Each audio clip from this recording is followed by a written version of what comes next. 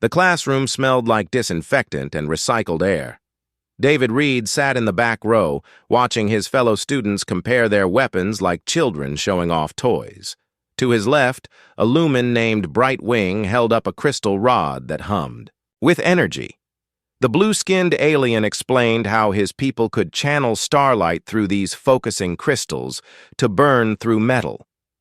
"Very primitive," whispered Shardclaw, one of the insect-like hive warriors. Her mandibles clicked as she spoke. "My species uses bioelectric neural networks. We can control 12 drones at once with just our thoughts." She gestured to small metal spheres floating around her head like trained pets. David kept his mouth shut and took notes. He had been at the Galactic Defense Academy for 3 weeks now, and every day was the same. Aliens showing off technology. That seemed like magic to human eyes. Weapons that could slice through mountains. Armor that bent light itself. Ships that traveled between stars in minutes instead of years. The Academy sat on Station Omega-7, a massive structure that housed the best military minds from 12 different species. The station spun slowly in space, creating artificial gravity for the thousands of students and instructors inside. Through the classroom windows, David could see other ships docked at the station. Most were sleek and beautiful, made from materials Earth scientists had never seen. The human transport that brought him here looked like a garbage truck parked next to racing cars. Instructor Vorth entered the room with heavy footsteps that made the floor vibrate. The reptilian warrior stood 8 feet tall, with scales that looked like armor plating and eyes like yellow fire. Scars covered his massive arms, each one telling a story of battles David could barely imagine. When Vorth spoke, his voice rumbled, like distant thunder. "Today we study weapons adaptation," Vorth announced. His forked tongue flicked out as he spoke, tasting the air.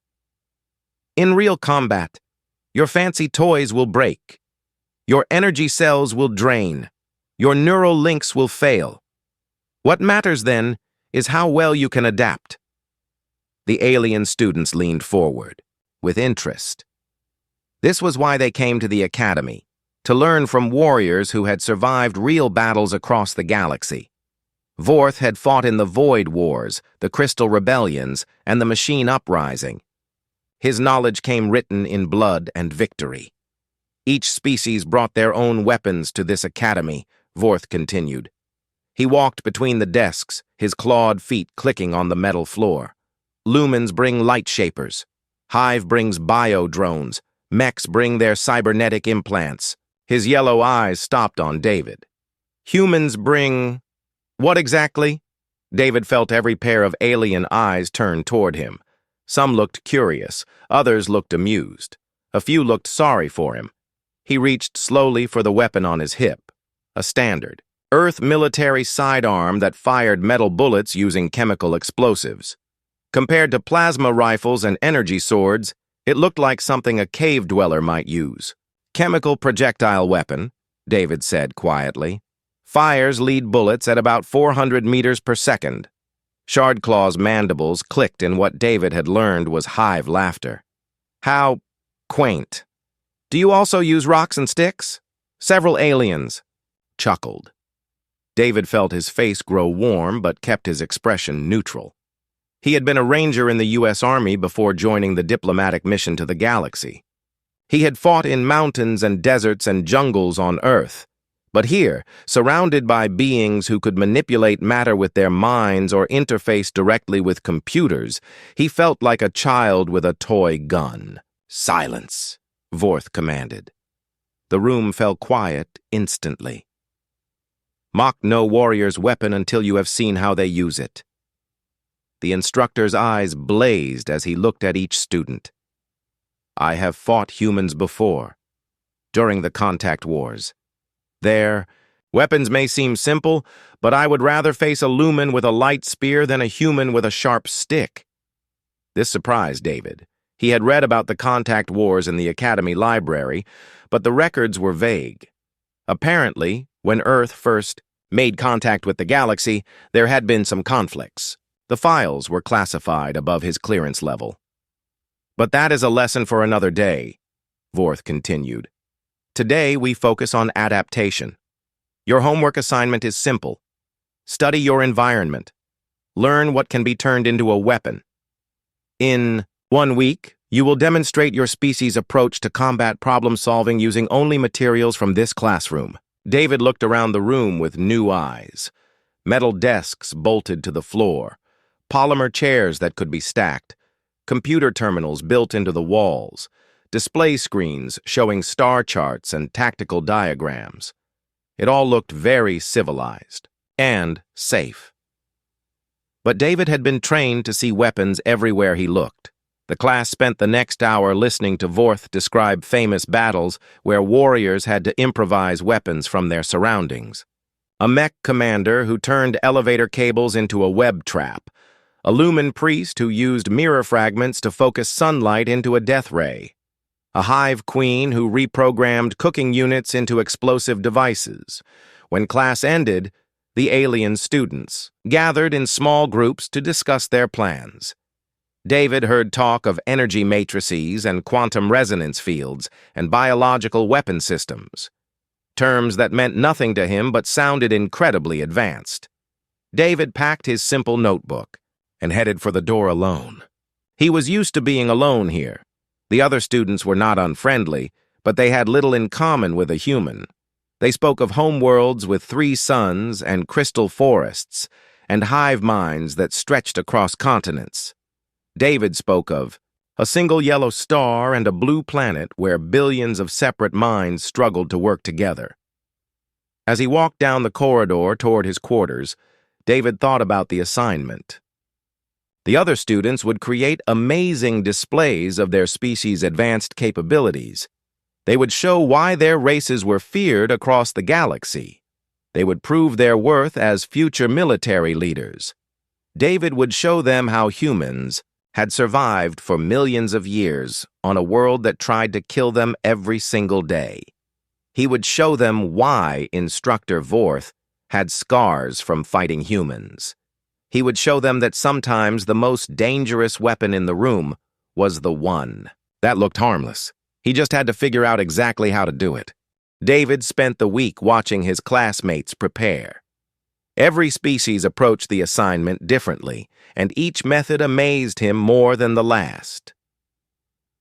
Brightwing practiced in the Academy's crystal gardens, learning to bend light through natural formations. The Lumen could take sunlight from the station's artificial day cycle and focus it into beams hot enough to cut steel. His people had evolved on a world orbiting twin stars, where managing light was a matter of survival. Shardclaw worked with 3 other Hive students, their minds linked in ways David could barely understand. They moved like a single organism with 4 bodies, testing how quickly they could strip useful materials from their environment. When hive minds worked together, they could process information faster than any computer the galaxy had ever built. The mechs were perhaps the most impressive. Students like Iron Core had cybernetic implants that let them interface directly with electronic systems. They could reprogram a simple door lock to become a weapon, or turn a cleaning robot into a scout drone. Their homeworld had merged biological evolution with technological advancement thousands of years ago. David took notes on everything he observed, but he also spent hours alone in his quarters, thinking. His assignment was not just to demonstrate human combat adaptation. It was to show these advanced beings that humanity deserved a place among the galaxy's warriors. The week passed quickly, and demonstration day arrived. The Academy's main classroom had been cleared of students and filled with observers. Instructors from every department attended, along with senior military officers from various species. Word had spread that something interesting would happen in Vorth's class. David sat in the back row again, watching the other students perform. Each demonstration lasted exactly 10 minutes, with a 5-minute setup period and a 5-minute execution period. The observers took detailed notes and asked technical questions after each performance. Brightwing went first. He arranged several of the classroom's light fixtures into a complex pattern, using the metal frames and polymer covers to create focusing lenses. When the timer started, he channeled energy through his crystal rod into the improvised array. Beams of concentrated light shot across the room, carving precise holes in target drones that had been released for the exercise. The smell of burned metal filled the air. The observers murmured approval. The Lumen approach was elegant and efficient, turning simple lighting into a precision weapon system. Brightwing answered questions about energy calculations and light, frequency modulation with the confidence of someone whose species had mastered these principles before humans discovered fire. Shardclaw and her team went next.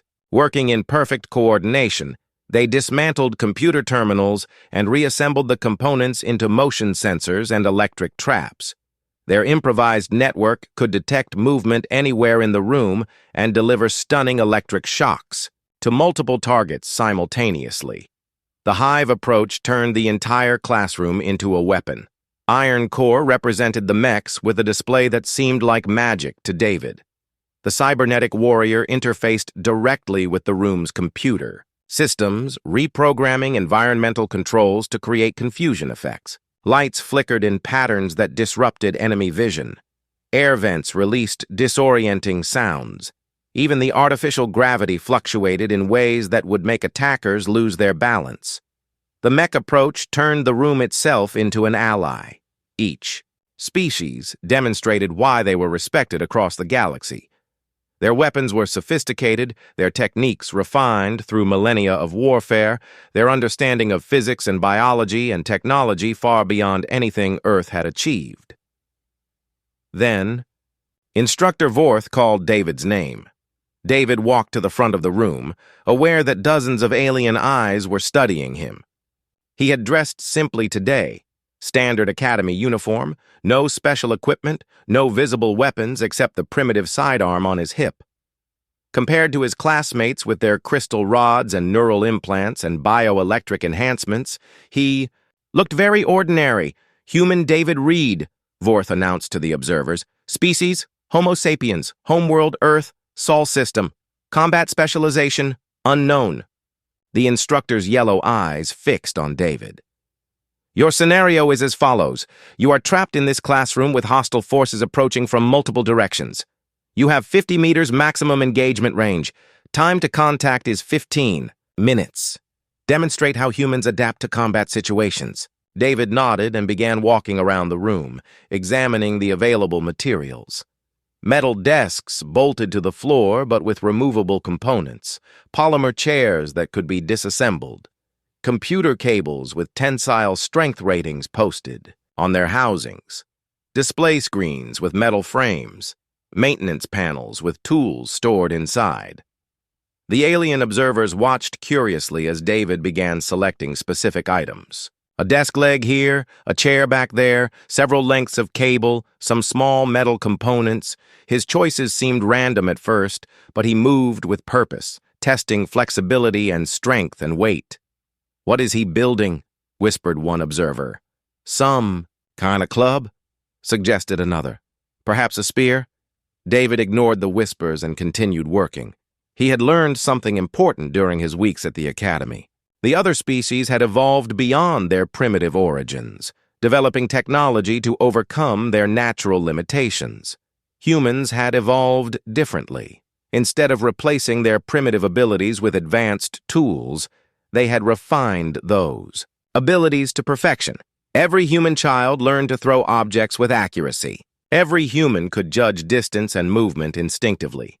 Every human carried the genetic memory of 1,000,000 years spent hunting prey and avoiding predators on a world where everything wanted to kill them. David had been a soldier before joining the diplomatic mission. He had served in places where advanced technology failed, where warriors had to rely on basic skills and improvised weapons. He had learned that the most sophisticated weapon meant nothing if the person using it did not understand violence at its most fundamental level. The timer showed 5 minutes remaining for setup. David had assembled what looked like a simple wooden bow, if wood had been available. Instead, he had used a desk leg for the main body, carefully shaped and flexed to store energy. Polymer strips from chair backs had been twisted into a bowstring. Metal rods from equipment stands had been straightened and sharpened into arrows. The weapon looked crude compared to plasma rifles and energy swords. But David tested its draw weight and balance with the same care a mech might calibrate their targeting systems. This was not advanced technology. This was evolution distilled into its purest form. The observers fell silent as they realized what they were seeing. Instructor Vorth's eyes blazed with something that might have been respect or anticipation or perhaps fear. The timer reached 0, and combat simulation began. The silence in the room was complete. David could hear his own heartbeat as he examined the improvised bow one final time. The weapon felt right in his hands, balanced like something he had carried for years instead of something he had built. In 10 minutes from classroom furniture. Behind him, the observers whispered in languages from across the galaxy. He caught fragments of their conversations, translated by his ear implant into words he could understand. Primitive construction techniques. No energy source detected. Mechanical advantage appears minimal. Trajectory calculations would be limited without computer assistance. David smiled slightly. They were analyzing his weapon the way they analyzed everything, through the lens of advanced technology and sophisticated engineering. They looked for power sources and targeting systems and enhancement fields. They did not see what he had really built.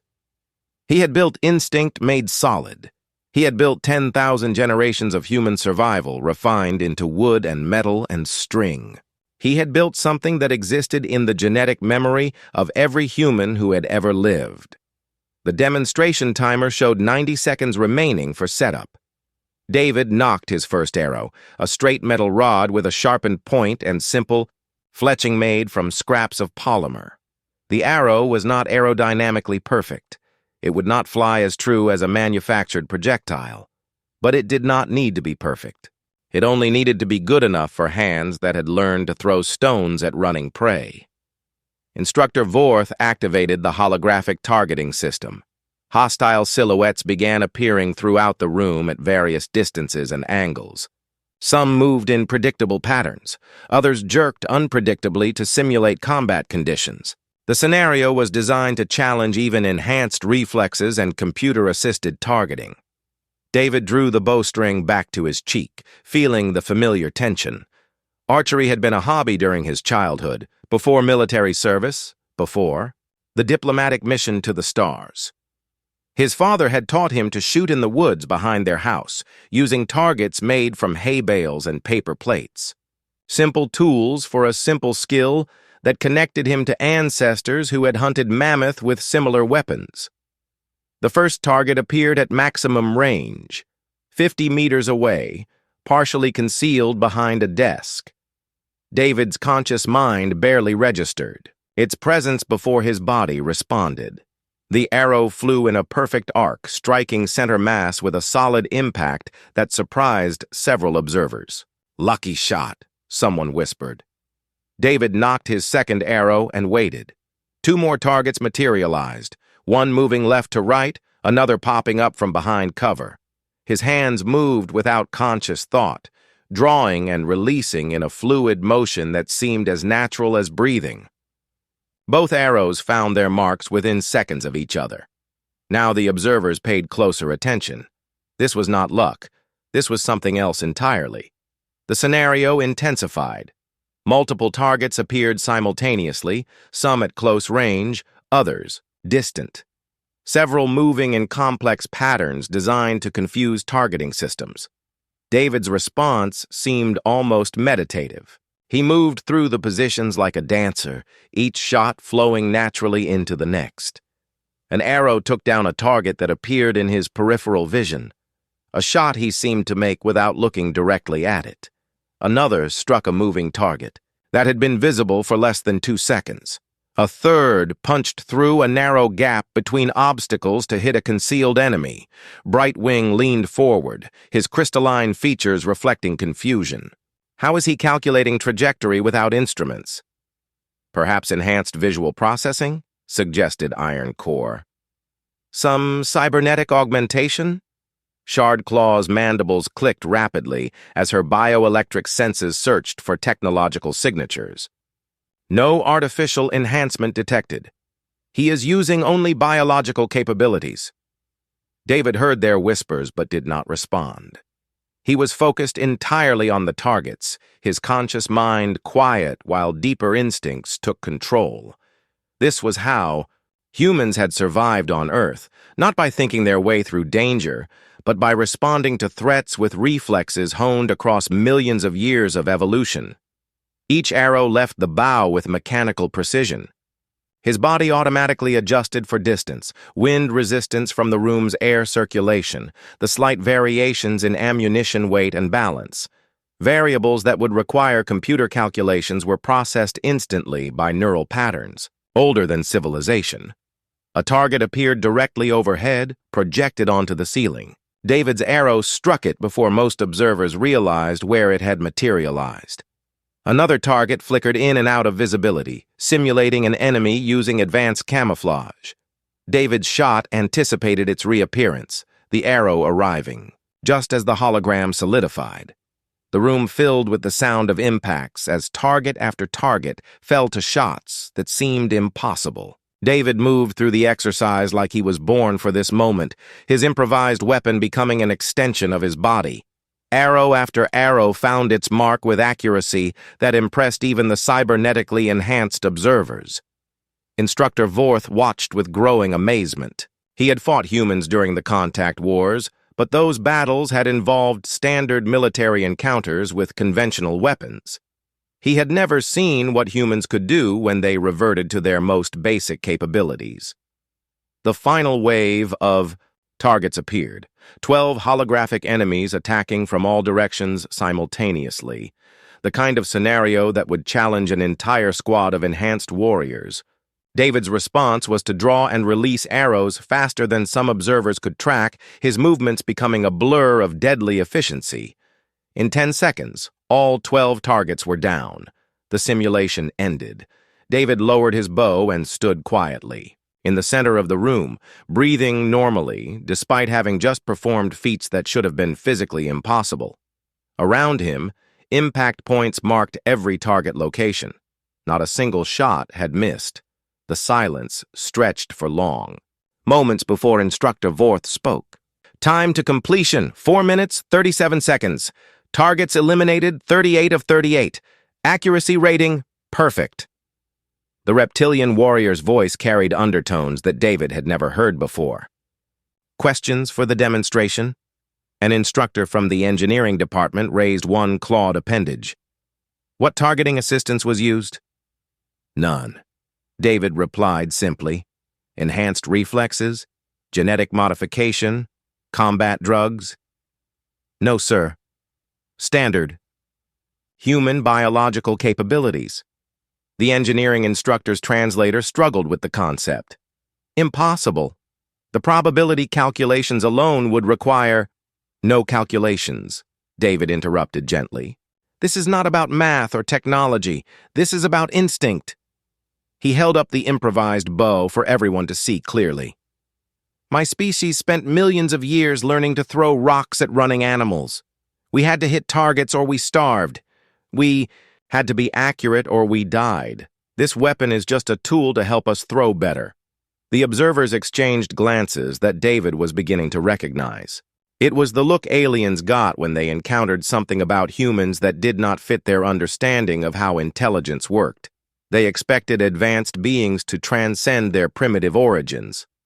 Humans had gone the opposite direction, refining their primitive abilities until they became superhuman. The question period lasted another 20 minutes. David answered each inquiry with patient explanations that seemed to confuse the observers more than they helped. How could biological capabilities exceed technological enhancements? How could instinct be more accurate than computer calculations? How could primitive weapons compete with advanced systems? David tried to explain concepts that humans took for granted. Hand-eye coordination developed through millions of years of tool use. Spatial reasoning refined by hunting prey across varied terrain. muscle memory that could perform complex tasks without conscious thought. These abilities had evolved naturally in humans, while other species had developed technology to supplement their limitations. Finally, Instructor Vorth dismissed the observers and ended the formal demonstration. The alien students gathered around David, examining his improvised bow with the fascination of archaeologists studying ancient artifacts.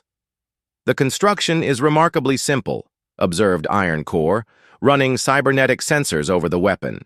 "No moving parts beyond basic mechanical advantage, no power source, no targeting assistance whatsoever." Brightwing tested the bowstring tension with one luminous finger. "The energy storage is minimal compared to our light-focusing arrays, yet your accuracy exceeded our best performance records." "How long did it take you to learn this skill?" asked Shardclaw, her compound eyes studying David's hands for signs of cybernetic enhancement. David considered the question seriously. "I started learning when I was 8 years old, but humans have been using bows for at least 60,000 years, maybe longer. Every human child learns to throw things accurately before they can walk properly." The concept seemed to disturb his classmates. 60,000 years of weapons development using the same basic principles. No technological advancement, no enhancement, through artificial means. Just the same simple tool refined across centuries of use. "Your species never developed beyond projectile weapons?" Brightwing asked. "We developed lots of advanced weapons," David replied. "Plasma rifles, energy shields, guided missiles, all kinds of things. But we never stopped using the simple ones, too. Sometimes simple is better." Iron Core's cybernetic implants buzzed as he processed this information.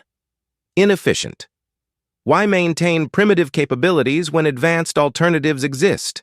David picked up one of his improvised arrows, testing its balance. "What happens when your advanced alternatives fail? When your power runs out? Or your targeting system gets jammed? Or your weapon breaks?" "We repair or replace them," Shardclaw replied, as if the answer was obvious. "What if you can't? What if you're cut off from your supply lines, or your technology gets disabled by enemy action, or you're trapped somewhere with no spare parts?" The aliens exchanged glances. These scenarios were not uncommon in military operations, but they had always assumed that advanced backup systems would compensate for primary system failures. "We improvise," Iron Core said finally. "How?" David asked. "If your cybernetic targeting fails, can you still hit targets accurately? If your bioelectric drones get disabled, can you fight hand-to-hand? If your energy crystals crack, do you know how to make fire without them?" The questions hung in the air unanswered. The alien students had spent their entire lives relying on technological enhancements that made them superior to their unaugmented ancestors. The idea of fighting without those enhancements was disturbing. David leaned his improvised bow against a desk and sat down. "Humans kept the old ways alive alongside the new ones. We use advanced weapons in modern warfare, but we also teach our children to hunt with simple tools. We pilot starships between worlds, but we also learn to navigate by the stars. We have computers that can calculate anything, but we also train our minds to estimate and guess and make decisions without perfect information." "Redundancy," murmured Brightwing. "Multiple systems for the same function." "More than redundancy," David corrected. "The simple systems often work better than the advanced ones under certain conditions.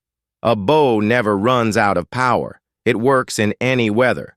It's completely silent. You can make ammunition from almost anything, and if you know how to use it properly, it's just as deadly as a plasma rifle." Shardclaw's mandibles clicked thoughtfully. "Your species maintains primitive capabilities as a form of insurance?" "We maintain them because they work," David said simply. "Evolution spent millions of years perfecting these abilities." "Why? Would we throw them away just because we invented better tools?" The classroom had emptied except for the students and Instructor Vorth, who listened to their conversation with growing interest. The reptilian warrior had remained silent since the demonstration ended, but David could sense his attention like a physical weight. "There is another aspect to consider," Vorth rumbled, his voice carrying undertones that made the universal translators struggle. "Technological weapons can be detected, analyzed, and countered. Energy signatures reveal their presence. Electronic systems can be hacked or jammed. Biological weapons leave genetic traces." The instructor's yellow eyes fixed on David's improvised bow. "That weapon generates no electromagnetic signature. It uses no exotic materials that sensors can detect. It leaves no digital traces that enemy intelligence can analyze. To most advanced surveillance systems, it might as well be invisible." The implications of this observation settled over the group like a cold wind. In a galaxy where warfare had become increasingly sophisticated, where battles were fought with weapons that could be seen from light years away, the simple bow represented something potentially revolutionary.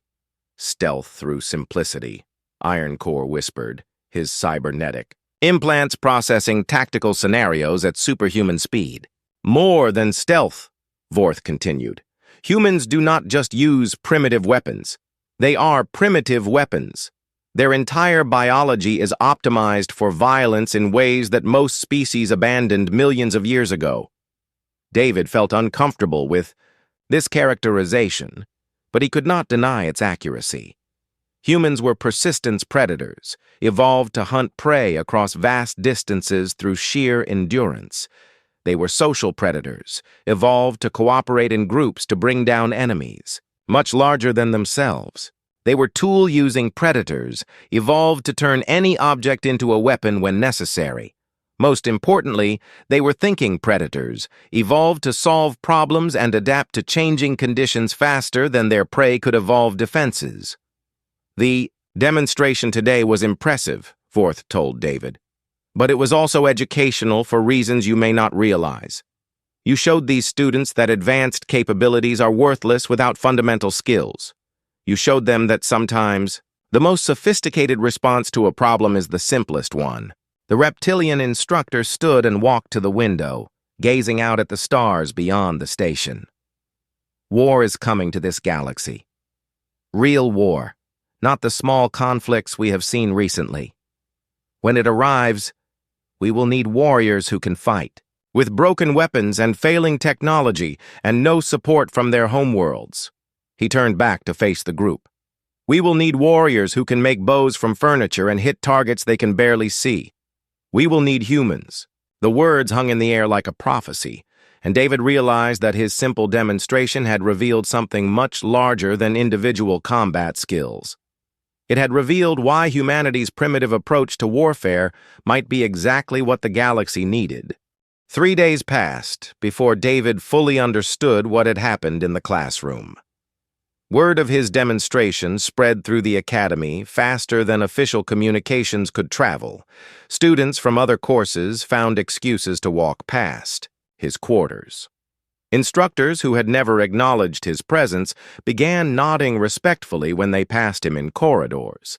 The change became obvious during combat simulation exercises.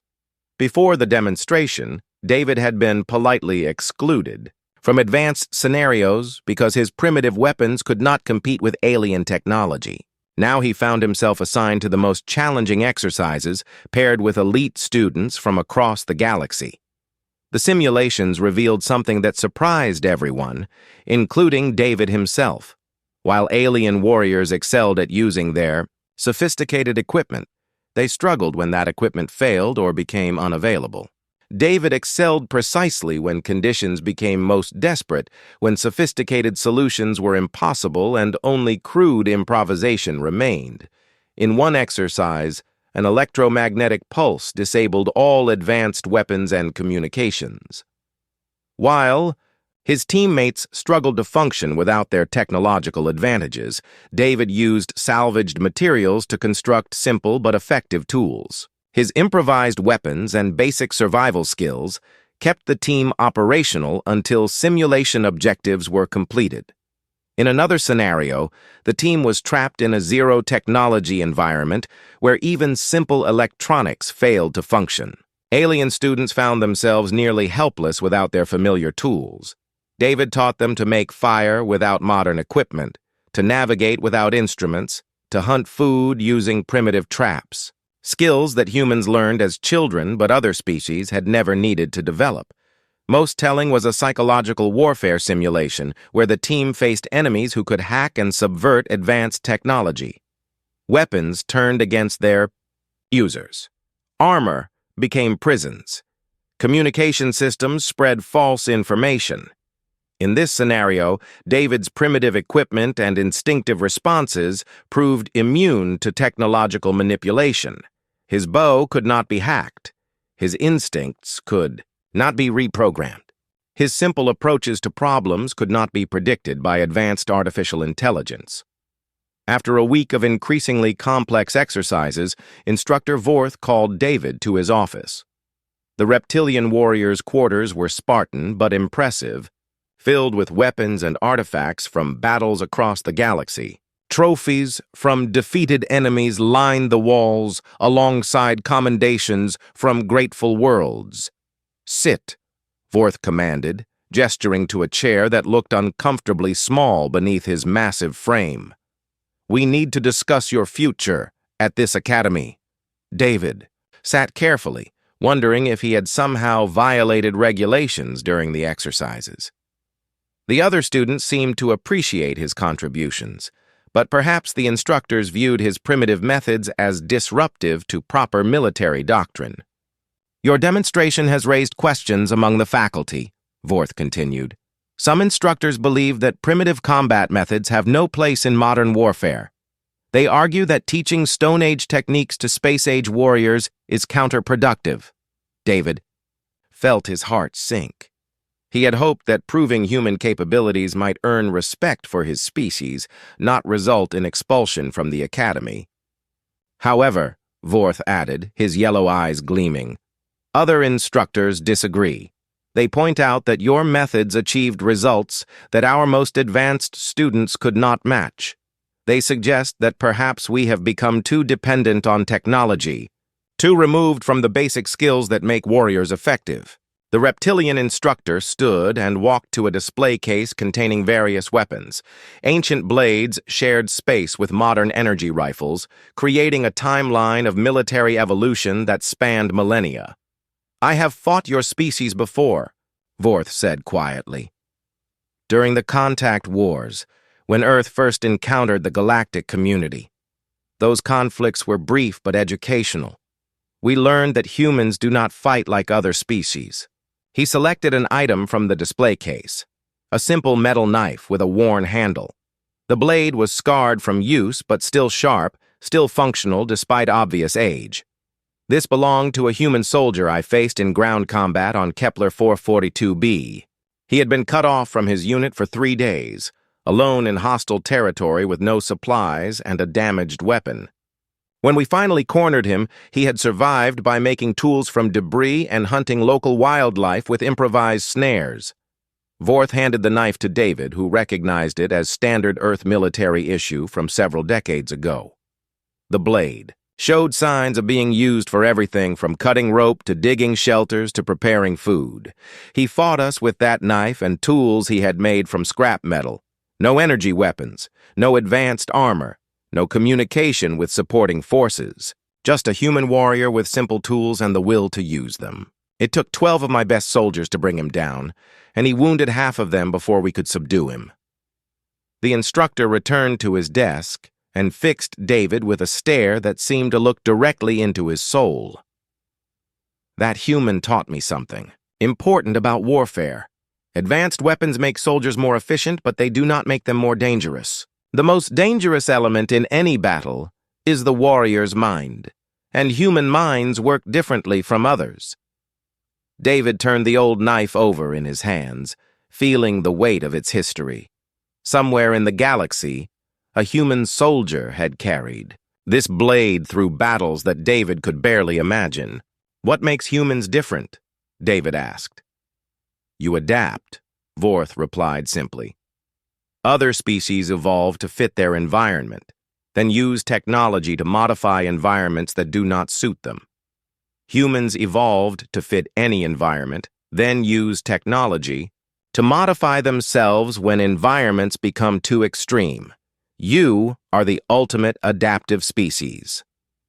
The instructor activated a holographic display showing tactical analyses from various conflicts across the galaxy. Battle reports, casualty statistics, and victory conditions created a complex web of military data. Every species has tactical strengths and weaknesses that can be predicted and countered. Lumens excel at long-range energy combat but struggle in close quarters. Hive warriors are devastating in coordinated groups but vulnerable when isolated. Mechs are nearly unstoppable with full technological support but helpless when their systems fail. The display highlighted human participation in various conflicts, showing patterns that David had never noticed before. Humans have no predictable patterns.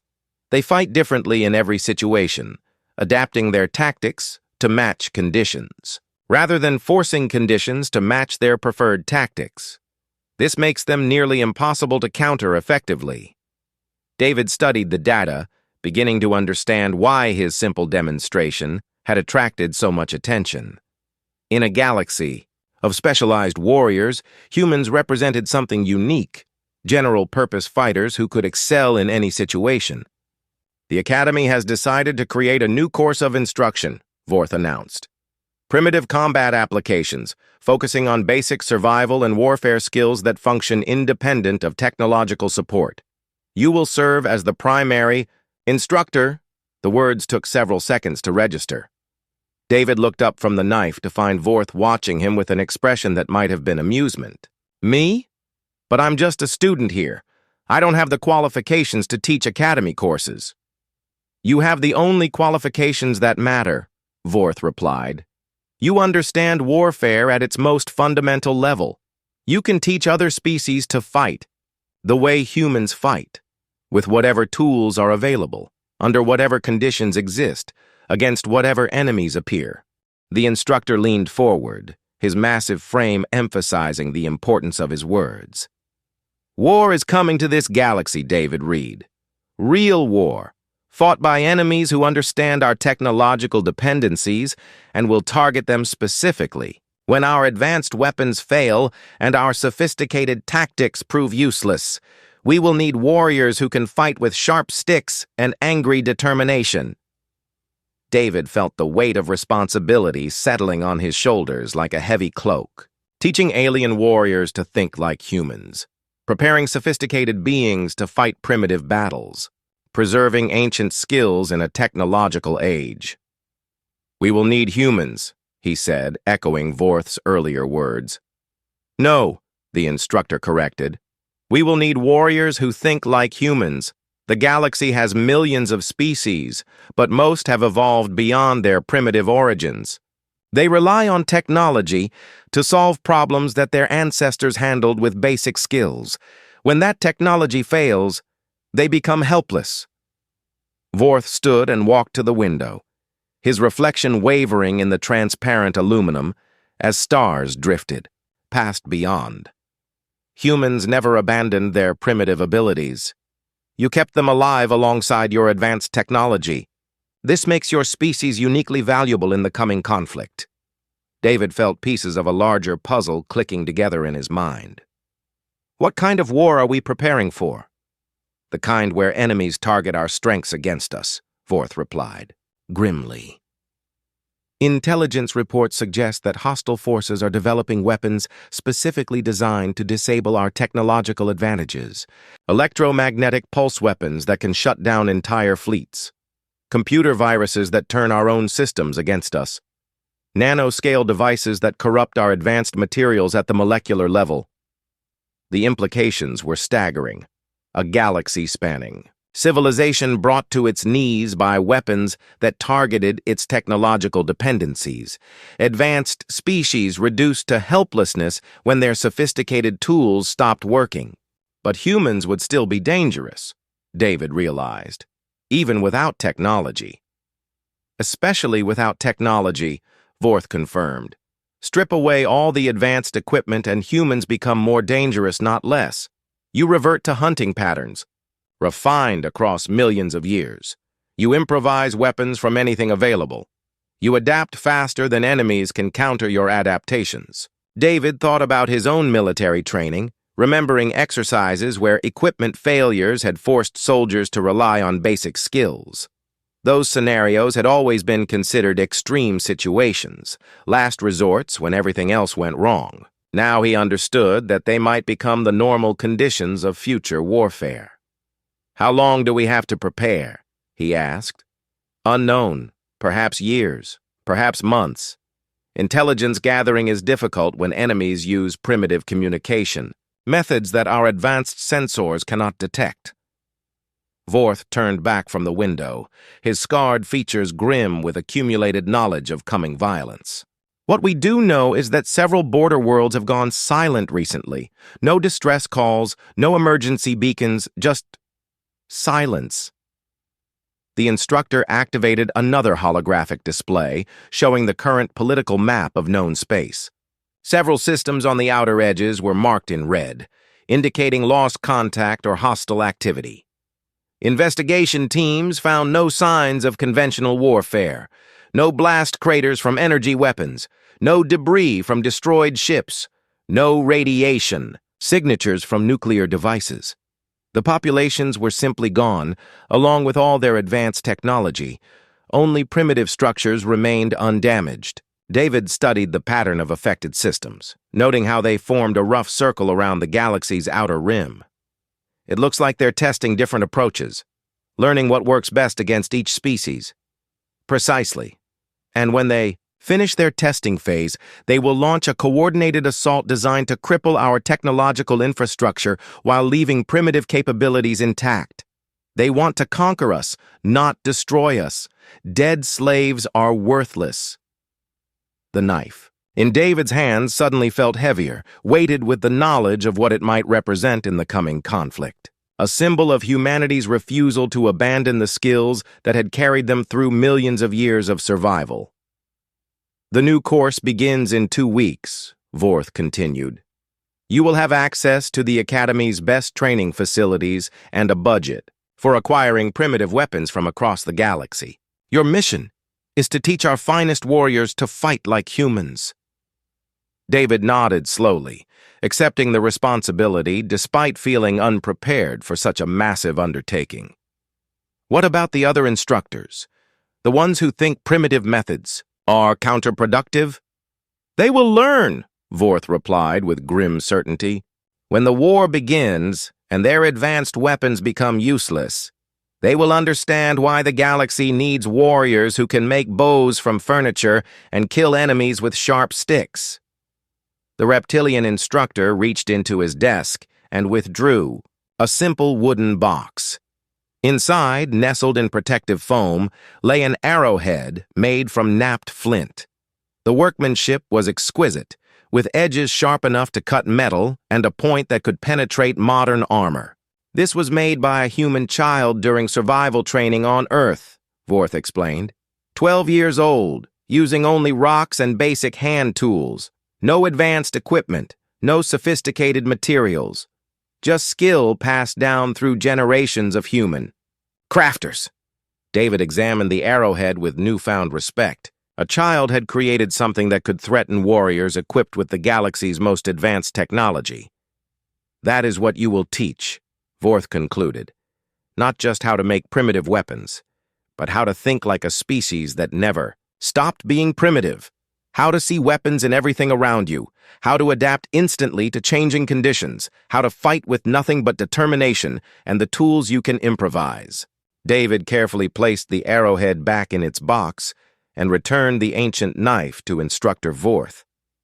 As he prepared to leave the office, one final question occurred to him. "Why me specifically? There must be other humans with better qualifications." Vorth's expression shifted to something that might have been amusement. "Because you are the human who made a bow from classroom furniture and outperformed our best students with technology your species invented before they discovered agriculture. Because you understand that the most sophisticated solution is sometimes the simplest one. Because you can teach aliens to think like humans without making them less than what they are. The instructor's yellow eyes blazed with conviction. Because when the real war comes, we will need warriors who can improvise victory from defeat, who can find hope in desperation, who can turn any battlefield into home ground. We will need the children of Earth to teach the children of the stars how to fight like their ancestors did when survival was never guaranteed. David left the office carrying more than new responsibilities. He carried the weight of his species' unique legacy and the knowledge that humanity's greatest gift to the galaxy might be their refusal to evolve beyond their primitive origins. In a universe of advanced beings who had transcended their violent past, humans remained beautifully, dangerously unchanged. The coming war would test whether that unchanged nature was humanity's greatest strength or its final limitation. David intended to make sure it was strength.